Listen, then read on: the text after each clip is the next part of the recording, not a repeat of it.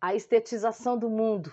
Na semana passada, nós falamos do livro do Gilles Lipovetsky, A Estetização do Mundo, a Era do Capitalismo Artista, onde ele traz temáticas sobre design, multimídia, cinema, moda, tatuagem, entre outras áreas que foram abordadas dentro do consumismo. Ele vem abordando o século XIX e XX, inclusive trazendo 3 eras do design. Livro extremamente interessante para que nós entendamos a ideia ampla do que aborda o design em sociedade. Por isso que ele está aqui no Cicateca. Nessa semana, eu prometi para vocês semana passada que traria a continuação com uma temática, uma abordagem que aconteceria como adendo para esse livro. É sobre isso que falaremos nesse Cicateca da semana, seu F5.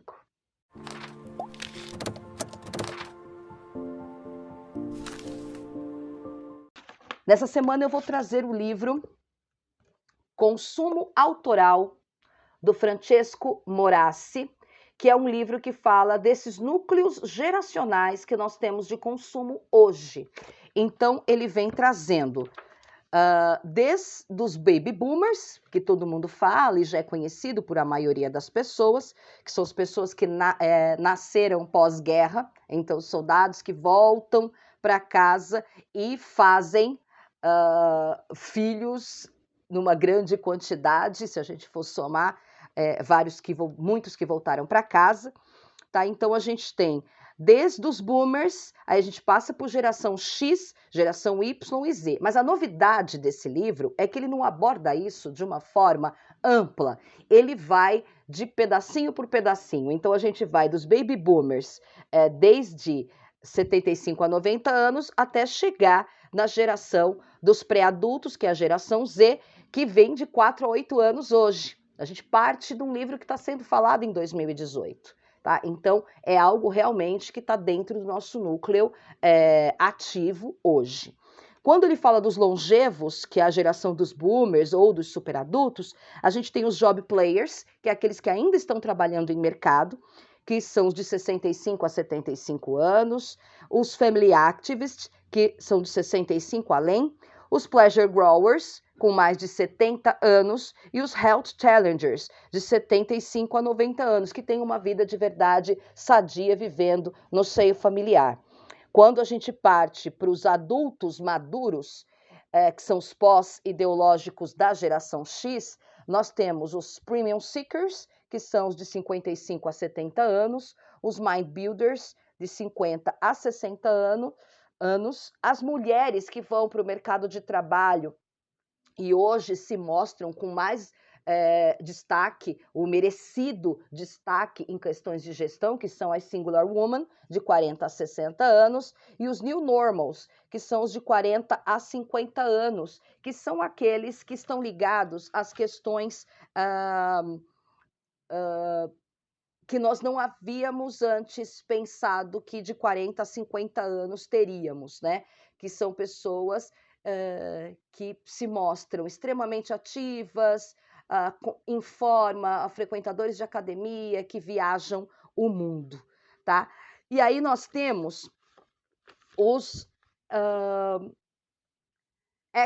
nós temos os protesters dos millennials, os pós-capitalistas da geração Y, de 35 a 40 anos, e que estão aí trabalhando com criações novas para o mercado, pessoal que está trabalhando com startups, descobrindo novas tecnologias, tá?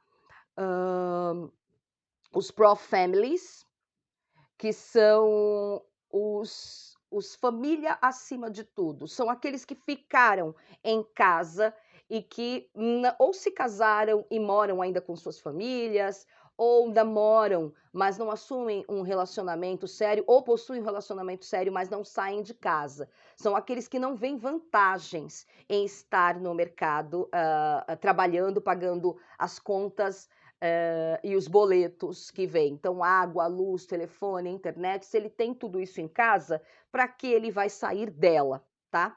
A gente tem os proactives de 25 a 30 anos, que nasceram na década de 80 e 90, que são criadores muito parecidos com os Pro-Families, mas são criadores como marcas como Airbnb, que tem esse olhar inovador. Nós temos, ainda nos Pro-Tasters, que são os 35 a 40 anos, né? Eu comentei que eles são quarentões, os caras da academia, do spa, não só homens como com as mulheres, mas eles possuem uma sensibilidade, gostam de arte, inclusive, tem esse detalhe nos Pro-Tasters. E a gente tem dos 20 a 25 anos, que são aqueles que nasceram na geração Linux, a primeira geração multitarefa, tá?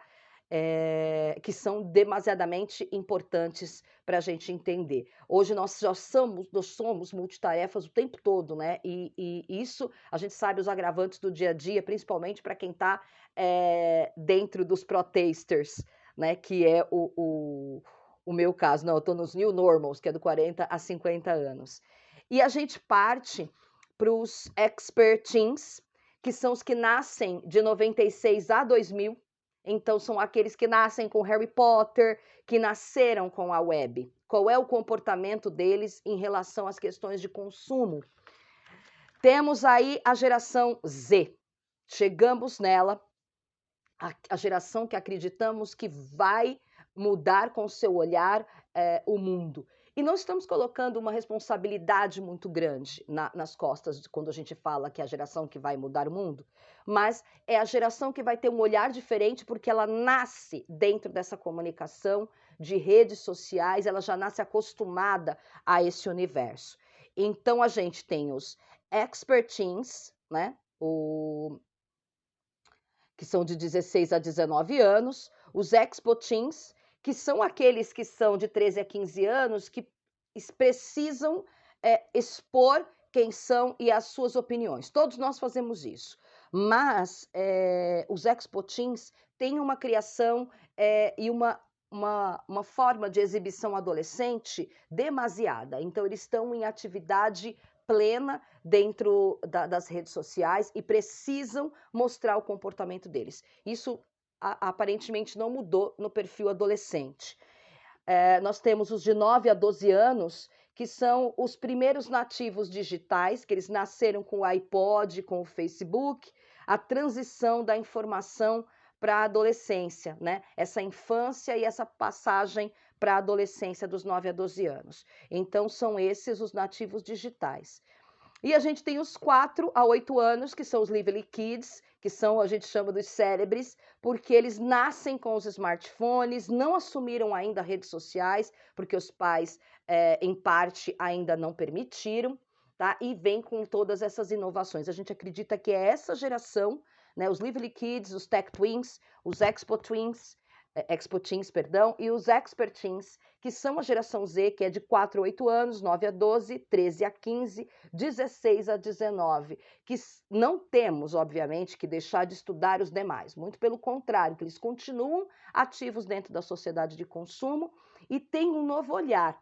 Nós temos, por exemplo, entre os adultos maduros da geração X, os Premium Seekers, que são pessoas que estão montando comunidades e não de verdade indo para um asilo, por exemplo, no final, entre aspas, dos seus dias. Eles querem ir para curtir as pessoas que gostam, então formando comunidades para viver juntos, né? Pessoas que são amigos de longa data, nós vemos isso, inclusive, em vários filmes, não só nos dias de hoje, mas nos anos 70 e 80. Pessoas, principalmente nos anos 70, pessoas que vão viver juntas em comunidade, e não estamos falando de Give Peace a Chance, nós não estamos falando de geração hippie, nós estamos falando de pessoas que se gostam e que não entendem que vão para um asilo simplesmente para esperar o dia final de suas vidas, muito pelo contrário.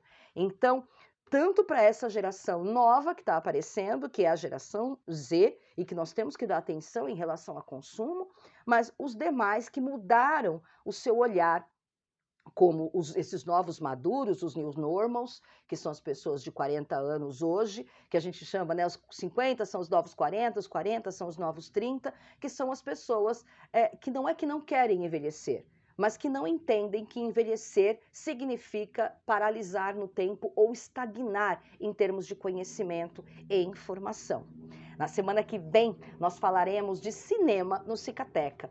Filmes em que os cineastas têm um apelo muito forte para a cor, e a cor comunica em demasia. É sobre esse o assunto que nós vamos falar na semana que vem no Cicateca. Eu te espero lá. Um beijo e até!